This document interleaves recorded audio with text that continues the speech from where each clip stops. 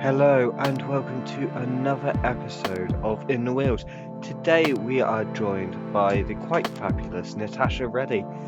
We spent quite a bit of the early part of the talk chatting about cake, to be honest. So if you're here for some cycling chat with a side of cake, this is definitely the place to be. So give it a listen, see what you think, and yeah, we'll see you at the end.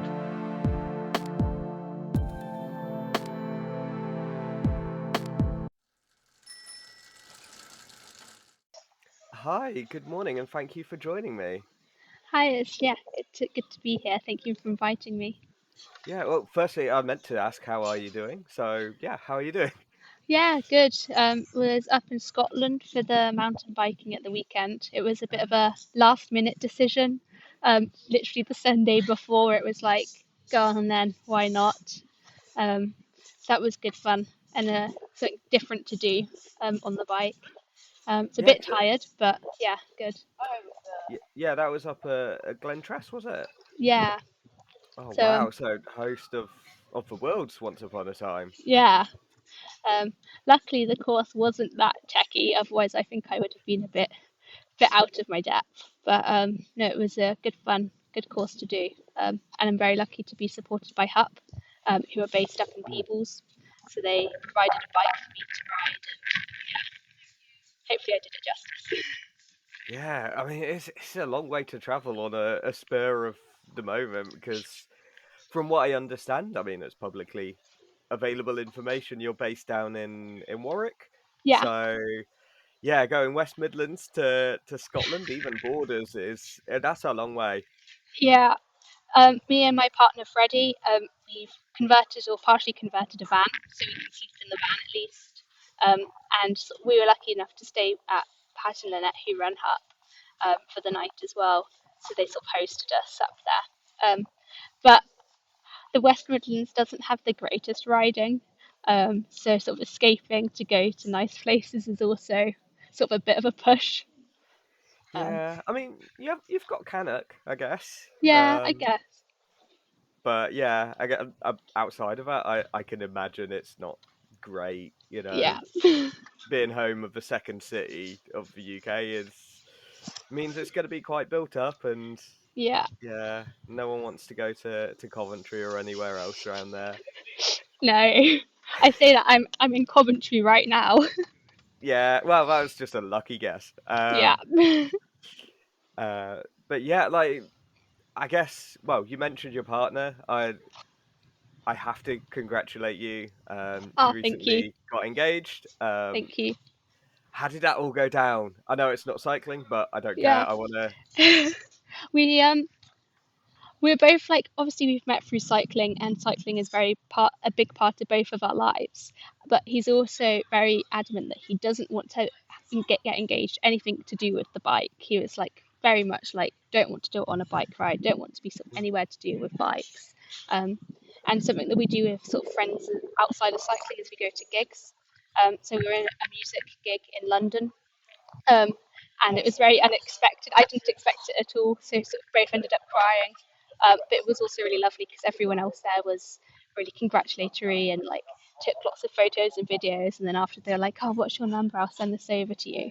So Mhm. that was actually really nice to sort of have a lot of support from random strangers who were just so happy for us, Oh, which is like, yeah, faith in humanity, yeah, yeah. What was the gig?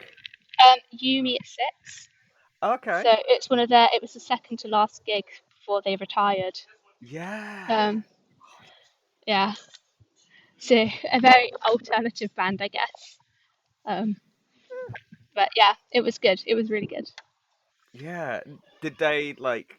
Were the band aware that that was going on? Because I I know don't think. sometimes like bands will stop gigs and just be Yeah, like, "Wait a minute, an engagement's happening." yeah.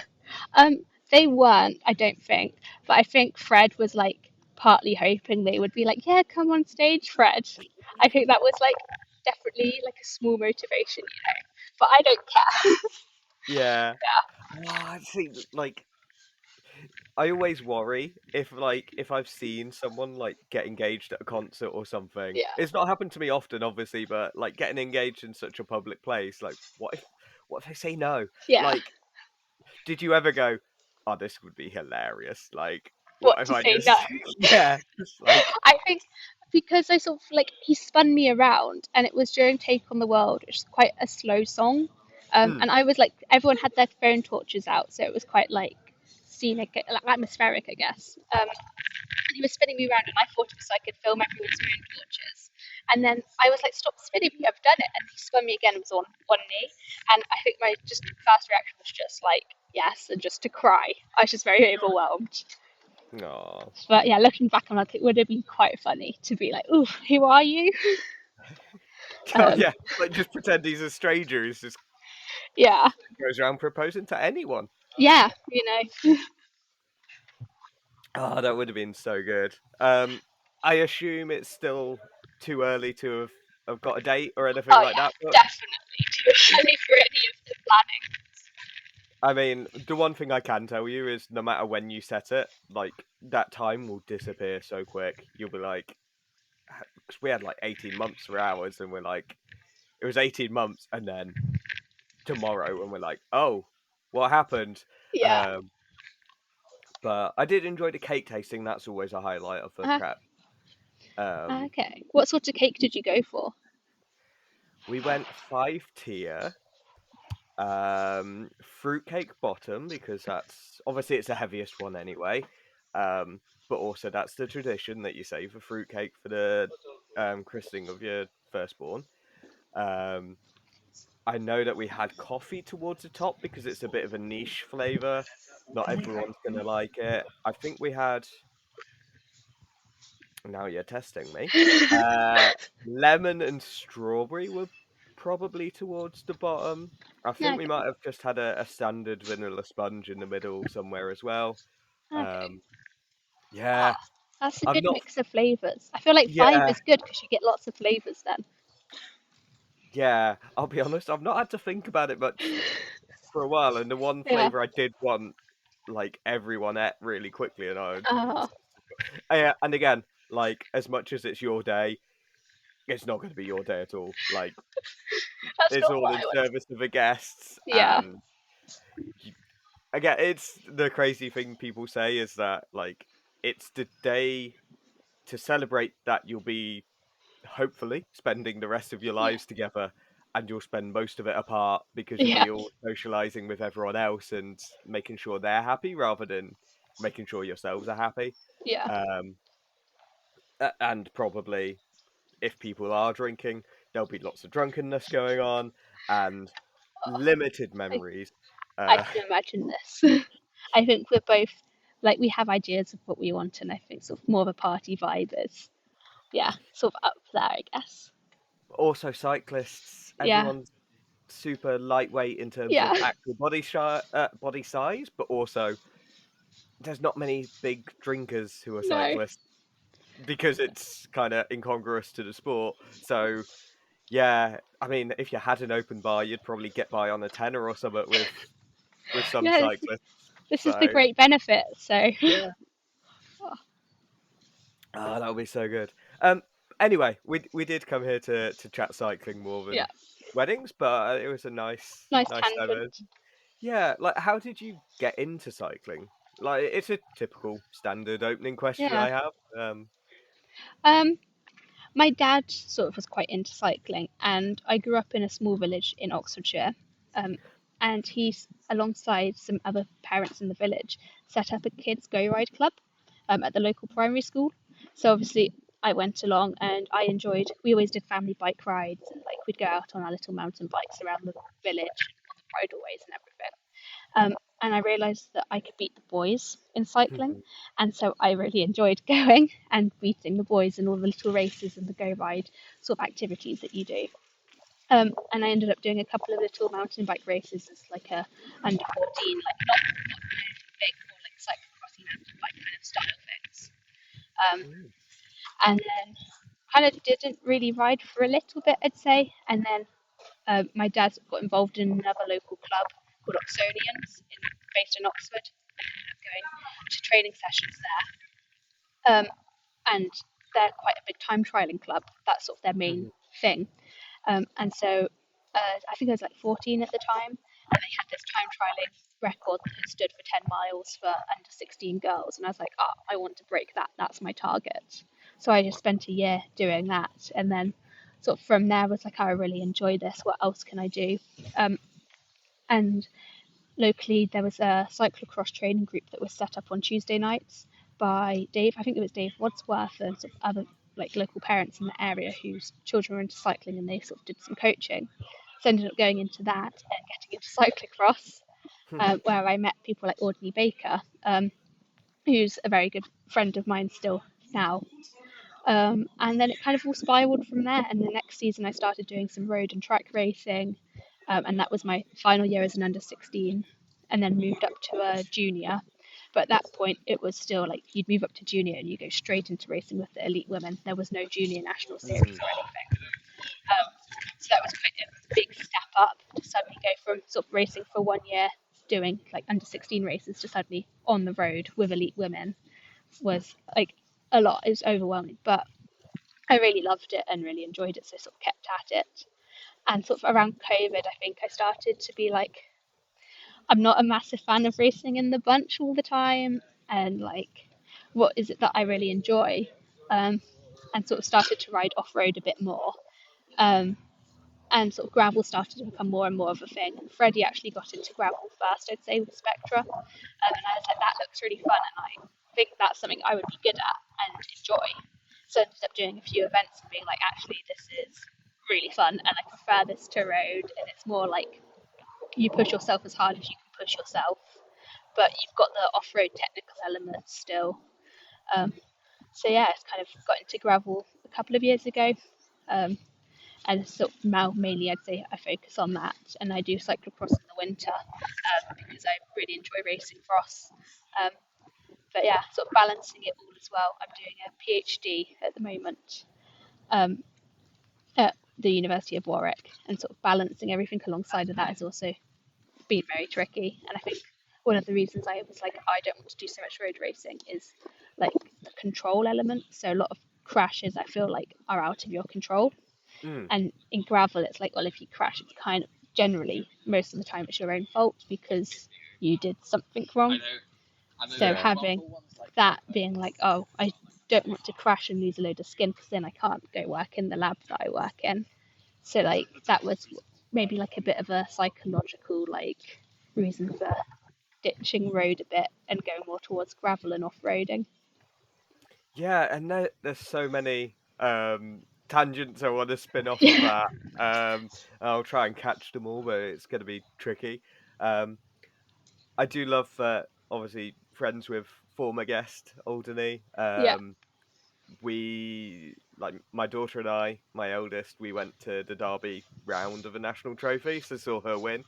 yeah, Um, I think it confused Anna Kay actually, because like I can shout loud when I need to, and when they were sprinting, I just shouted Alderney, yeah, like kind of back the underdog kind of style, I guess, because Anna's the more known name. And Anna was like, "Oh, I didn't know there were so many Alderney yeah. fans here." I was I like, guess "Oh, it's yeah. probably me." Um, I guess it was so also her home race. Like, yeah, and Pella's kind of based out of Derby. It was such a great day, sort of coming over the finish line and then being like, "How did you do?" And she just puts up a one finger, and it's like, "No, really," because like during the race, you occasionally see other people like when you're mm, passing like opposite ways on the course. So I could see that she was up there and up in that front group because I was like half a lap down or whatever on her. So I could see that she was up there, and I was like, I know she's strong here, and this course suits her. So yeah, mhm. finishing and being like, ah, oh, you've done it, you've won your like your first national round was yeah really cool to see. Yeah, yeah, and it's really nice when someone you're fond of gets a win. Yeah, Um, I know that myself, having watched a lot of people I really admire get wins. It's like, oh, this is a nice feeling. Like, yeah, I'm never gonna have the career they have, but actually, I get quite a lot out of it. Yeah, via osmosis almost. yeah, Um, and yeah, it's quite interesting that like gravel really comes across as your first love, almost yeah, like just in the way that some of the cross racing you've done, like. you had to do a bit of a bodge job to get your bike Yeah, round to the finish. I'm like, that is so gravel. Like, yeah, just the spirit of gravel is it's kind of like it is the keep just calm keep, and carry on. yeah, Like, whatever happens, figure out a way to get to the finish, yeah. even if you're chucking mud at your inner tube. Oh, it Like, was, that was so bad. I clipped my bike on the wooden post and instantly I heard the hiss and I was like, oh no. And I looked around and the valve had just gone. So I just had this big gaping hole and I was like, what can I do? Oh, this mud's really thick. I'll just whack a handful of that in there. Um, and it was still quite flat. So it wasn't fun to ride, but it was kind of rideable. And Fred was in the pits for me because he's German, he can't do British champs, so he's pitting for me. And he didn't realise I'd lost a valve and punk like had a flat tire because there was about 10 psi of air in there still. mm, And all the mud, he just didn't notice that it was flat because it was still holding air. And even a week later, like it wasn't completely flat; it was still. So the mud did work. So I recommend it. yeah, I mean, Yeah, pro tip for Cyclopark you mug there. is, yeah, Cyclopark mud is the one. Wow. Um, and yeah, I didn't realize it had happened at British Nationals. I just remember looking and seeing Yeah, that it had happened. yeah, Um, rumor has it that tire still has air in it now.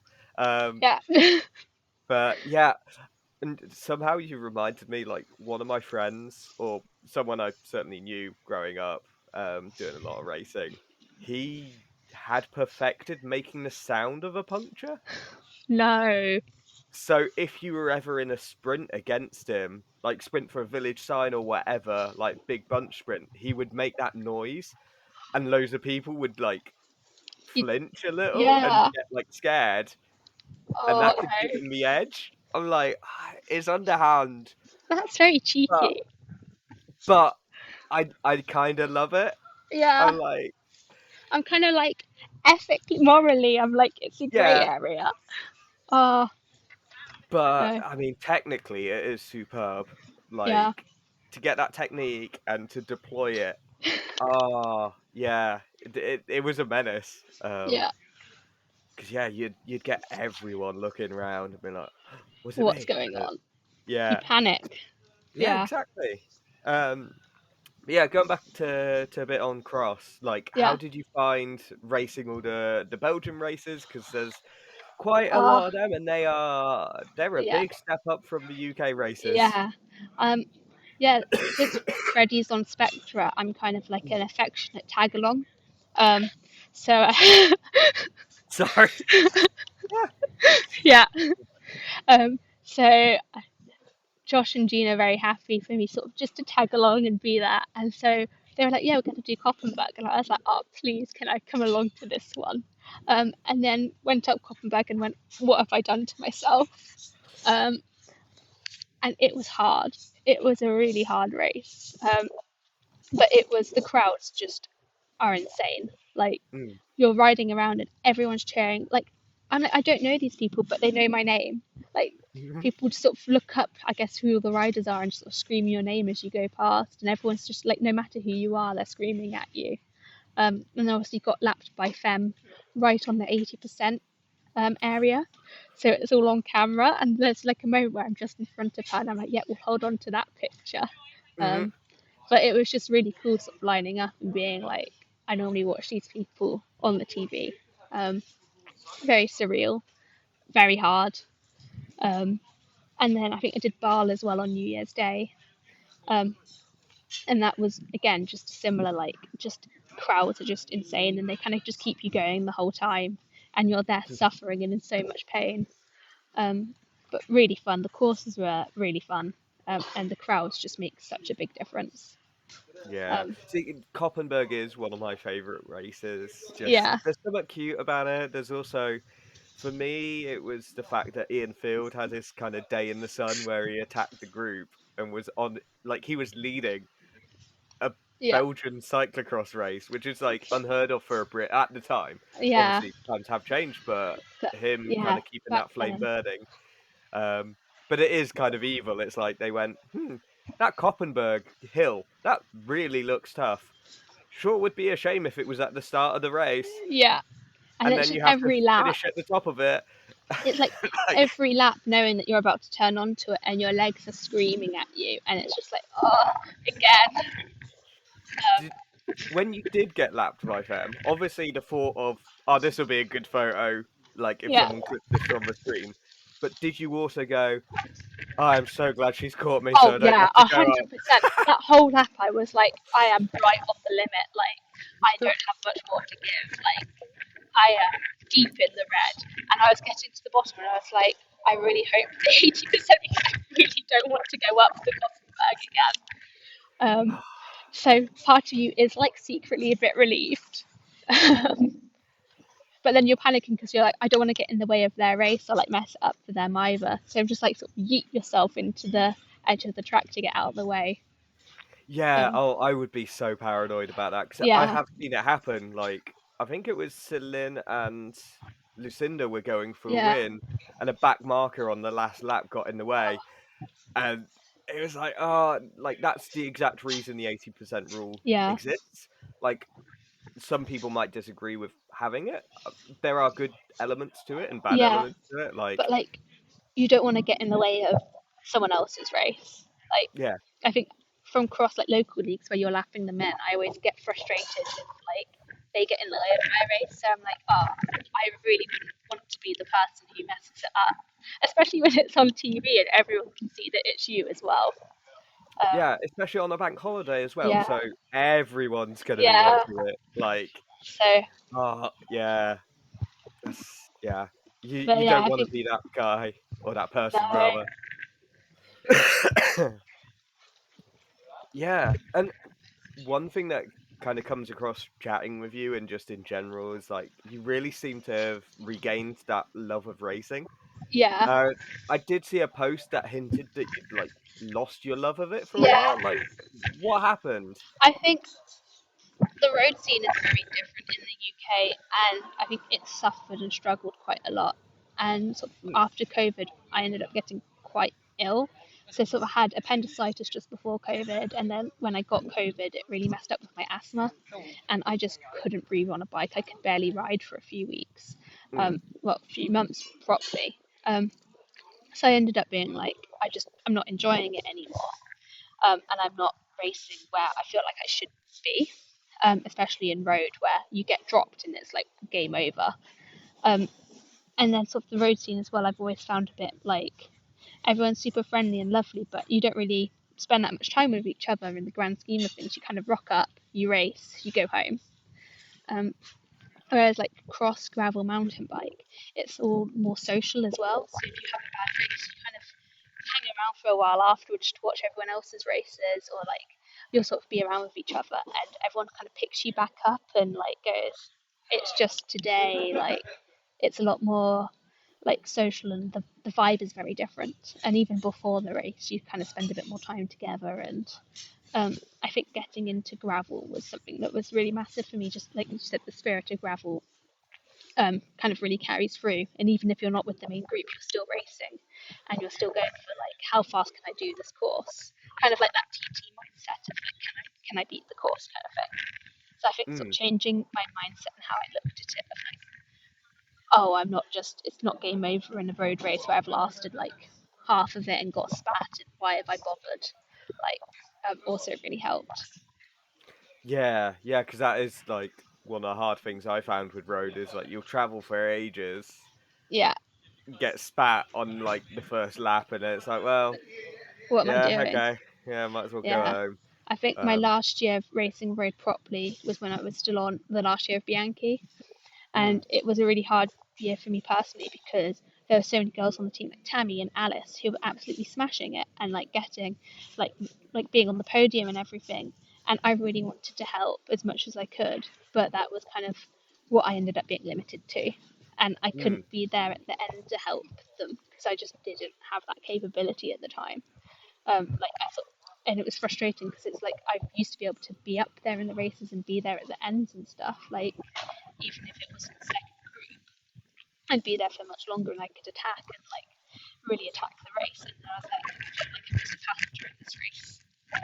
Mm, So mentally, it was just a really sort of tough year and really sort of, yeah, tests your love of the sport. So I think having a bit of a refresh, sort of doing something a bit different. Sarah King, who runs LDN Academy, kind of like was like, come join us and sort of share your knowledge with the new girls.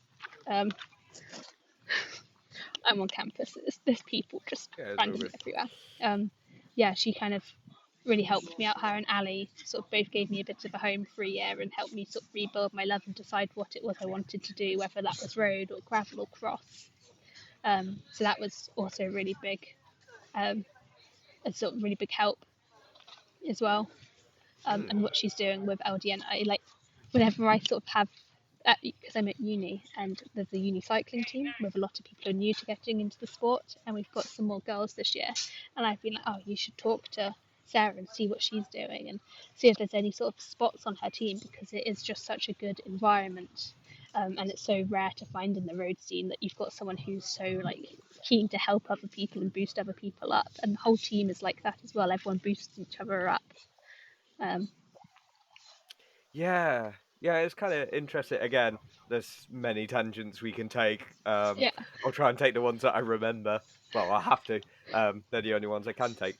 But would you say? Well, actually, first, one thing I found is there's certain areas and disciplines that kind of have that camaraderie a yeah, lot, and like I know from the people I know in Mountain Bike Eliminator, which is super niche. Um, like they like everyone's friendly because half the time they're going to a country that's not that they're not yeah, native to, spending nearly a week in there for a race that lasts 2 minutes each.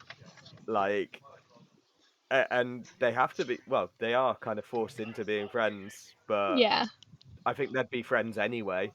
Um, and it strikes me that like, the hardcore gravel would be the same. I'm not meaning those that kind of parachute in almost like, and that's not yeah. to disparage them, but there are riders who show up for worlds because And they've got a that's, good yeah, they've got a good road career, therefore they auto qualify, and therefore, but they're not true gravel riders. They're yeah, just sort of cosplay gravel riders, almost, if you want to call them that. And I'll take the hit for labeling them that. Um, but it's like, yeah, it does come across that there's real camaraderie, and obviously, like all the people doing like Mikey and Methven yeah. on the Ribble team. Well, I don't even know if they are anymore. It's But confusing. yeah, But like like, yeah, Maddie and and then everyone, like we spent yeah, time in Girona for Tracker, and it's like, oh well, we'll spend some time with like people that we don't see often, but we see in mhm, the gravel races, like Maddie. So have like dinner with her, and like we ended up helping her out for the 360 as well, um, which was yeah. quite fun to So be on the other side of it as well. I'm Um, guessing then you did the 200. I was going to ask I you which. did the 100. Um, Ooh, I did the controversial. 200 last year, and I found it I was very fatigued afterwards and I struggled to recover from it. And Okay. so this year I'm like final year of PhD, so quite stressed like all of the time. So I was like, for me, like the right choice is the 100 because I can more realistically do that distance and recover from that distance without Yeah. wiping myself out for months. Um, Yeah. I mean, but the FOMO was high. I was like looking at the 200 and even the 360 and 560, like, oh, I wish I was doing something longer. Um, and then on the day of the 100, we had just rain. Like, there was a thunderstorm, there was torrential rain. The day before, it was like 27 degrees. So I was a bit like, whoops. yeah, you wanted an easy day. Well, Yeah, let's see about that then. yeah, Oh, that must be bad. But yeah, it's great that you're able to offer that help to Maddie. yeah.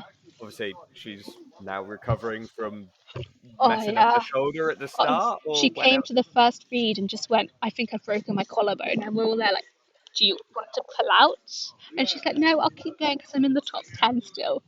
And it's like, oh, Yeah, she got but yeah, seventh or something, yeah, like she with a. crossed the line. And like me, we were like immediately like, let's get you to the medical tent because like you could see that her shoulder was visibly not right.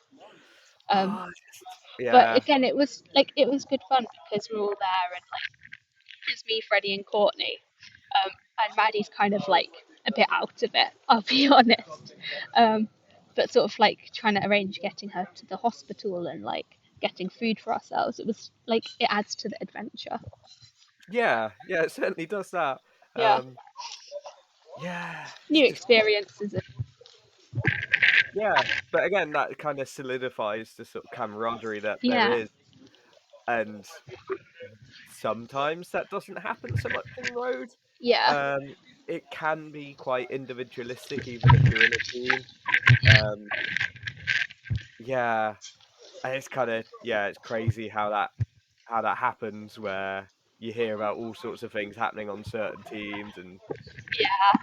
And it's like, the sort support you would assume would be there that just isn't. yeah, it's kind of like superficial, Mm, the support sometimes, which can be like you can often feel like you're just like you're not valued as a person, or you're just sort of seen as like a means to an end. It's like, oh, they can just do this and then we can just dispose of them. It doesn't matter how they're doing or how physically, like, if they should actually be racing. Because I think sort of yeah, that final year of racing properly on the road for me, I probably shouldn't have been racing. I wasn't well, and like my breathing was not under control, and yeah, so I think yeah, that support network isn't there, especially at like sort of the British national level. It's kind of yeah. like, It's kind of there's a rap lyric I really admire. I don't know how much rap you listen to, but the artist Dave, which is really hard to look up, by the way, just searching Dave. He's not got a very SEO friendly name. Um, but within one of those songs, he talks about being loud in the laughter and silent in the suffering, and that's yeah, how some teams seem to be. That they'll celebrate the success, but the minute it yeah, gets hard, yeah, they're nowhere to be seen, and I think that's a yeah, real shame. Um, whereas other things that, ironically, gravel is meant like comes across as more individualistic, yeah, but there's a heck of a lot more support behind the scenes as that peer friendship kind of yeah, helping each other out that just isn't in other disciplines of the sport. It's kind yeah. of yeah, it's wild actually how road is seen as the team version. But even like I'd say cyclocross, like where it's quite an individualistic sport, but like you'll be on the start line, everybody's like super friendly, super supportive. Like before and after races, it's the same. Like it's such a supportive, like with a British like women's scene as well, very supportive scene. Like all of the girls are super friendly and helpful, and if you ever had a problem, I think they'd always sort of be someone to help you out at a cross race. Like no one's gonna be like, oh, Mm. you've not got a jet wash, you're on your own. Like if you don't have a pit crew, like no one's gonna just abandon you. There'll always be someone to help you out and support you. I think yeah, Yeah, it's always a good laugh on the cross start line in the UK as well. yeah, definitely. Um, there's not many things I want to touch on, but there's so many things that have come up that I'm like, Yeah. I kind of have to talk about it because otherwise, when I do the edit, I'm gonna be like, "Oh yeah, you were meant to say that and didn't." Yeah. So I will ask them now. One thing that came across when you were talking about road actually was I feel like, and obviously I am projecting ideas towards you, but I feel like for you, a lot of happiness comes from feeling like you have agency within races. Yeah. In that, like, if you're just doing a get round ride, there's not a lot of joy coming there. Yeah. Whereas, you know, being able to top 10 Yeah. versus knowing that you're going to top 50 at best Yeah. is a huge difference and makes, I, yeah, kind of yeah. changes your view of, I guess, success and happiness. Yeah. I do like to have goals and sort of targets. Mm, And like achievable goals and targets that I can be like, I want to do this and like focus on that and get that. And so yeah, that does make me. I think that was sort of yeah, that last year of Rose, like none of it was happening. I was like, whereas she's going to gravel, and it's like I was at that point a lot healthier and fitter, and sort of able mm. to then sort of tackle goals that I wanted. I was like, okay, yeah, I'm enjoying this. I'm having fun. Yeah, Yeah, I would agree with that. I Nice. do love a Um, good goal. and then the other thing is obviously you've represented GB at Yeah. Gravel Worlds. Was that the very first one in Varese, I want to say? It was the second one, but in the Oh, same like location, but slightly different mm, course. yeah. And that was also insane. That was really cool. Yeah, And kind of I say it was Gravel Worlds. It was more Bike Path Worlds, but yeah, that's yeah. The another story. second one was like there was some gravel in it. It was less bike pathy. Mm, Slightly different course. They've removed some of the bike paths, but there's a lot of vineyards with concrete climbs. And it okay. turns out that steep concrete vineyard climbs and heat do not mix well for me. Um, Ah. so I think I got to the last feed where Josh and was from Spectra. I was like, Josh, I can't do it. I can't, like, I'm just done. And he ended up sort of pouring a bottle of water over me, chucking a load of ice down my back, and being like, off you go then. And I was like, oh, okay. Because I kind of thought he'd be like, oh, it's okay, Tash, just get in the van. But he just was like, no, keep going. You've not got long. You've got like 15k. But in that 15k was sort of the last two big climbs. And Mm, mentally, I knew I had to get over those, and I was suffering so much. Um, I think that's probably the most I've suffered on a bike before. Um, wow. but yeah, obviously gravel is like long days on the saddle. It's like over 6 hours sometimes. So you're drinking so much and taking on so much liquids, you end up having to stop to go to the toilet. And I really had to go, so I ended up having to pee in a vineyard, a prosecco vineyard, because it was the Oh, prosecco region. Um, yes. so Extra sparkling batch, yeah, apparently. exactly. Next time you're drinking your prosecco, you can remember I'll think of you. all of the cyclists that rode past there and through those vineyards. Because I'm sure I Yeah. wasn't the only one. God. Yeah, Yeah, because that always makes me laugh about like there'll be road races like the Giro's going on right now, yeah, at time of recording, and I'm sure there's been times where oh well, it's the men's Giro by the way, yeah, not the Giro Donne, just to specify, but like there have been times where they've cut to a breakaway and like I think it's Victor Campenaerts of all riders was just needing the toilet and just yeah. leant over his handlebars, Oh, like yeah. yeah, and I they feel like it's lingered on easier that if shot you're a for guy. way It's too long. so much easier if you're a guy to kind of get away with those things. Yeah, Um, I mean, without going into too much yeah, detail, so I much have more seen fat. it happen though in a women's race, where they just pulled their shorts to the side and Yeah, just in the gone. world, no less, Yeah, just riding on the front and going, yeah, I'm gonna do this. yeah. You I just mean, have to sometimes. It's part of the. It's like part of the sport that like as riders, you kind of finish and you go, oh yeah, I did that today. Like I yeah, managed to do it on the, and like everybody, like, yes, good job, and like me too. And it's like, yeah, one of those like little things of like tick a box kind of thing. It's very gross, but very yeah, like it's like so accepted in the sport, like celebrated that you managed to do achievements, you know. Um, yeah. It's like in swimming, they must yeah. do it in the pool, and I Oh bet the yeah. first time you do it, it probably feels so liberating in a way. Yeah. Like, but at least for female cyclists, you're not like exposing yourself. Yeah.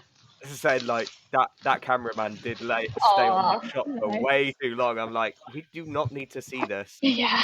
Like, But let's move on. yeah, let's see what the bunch are doing. Actually, Yeah. that would be nice. Yeah. Uh, Nice and privacy. yeah, but there you go. Yeah. And on that note, you mentioned goals earlier. What goals do you have for the remainder of this year? It kind of feels weird saying the remainder of this Yeah. year. It's May, but Um, equally, some goals will have happened already. yeah, I guess so. My big goal is the end of September. I'm submitting my PhD thesis. Um, Lovely. so that is a very large red blob on my calendar at the moment. I've kind of worked back from there. Mhm. I'm kind of finishing up the last bits of work I have in the lab at the moment. Very stressed in the lab. Um, and then I've got a conference in America as well in June. So it kind of like all of those kind of things kind of mess up the racing calendar a bit. Mm. But there's some of the Scottish gravel rounds that I Oh want yeah. to go up and do. Um, I think it's the Grauber or something. They've shortened it to, but I want to go and have a go at some of those. Um, I'm going out to Aachen for the UCI gravel race out there at the end of this month.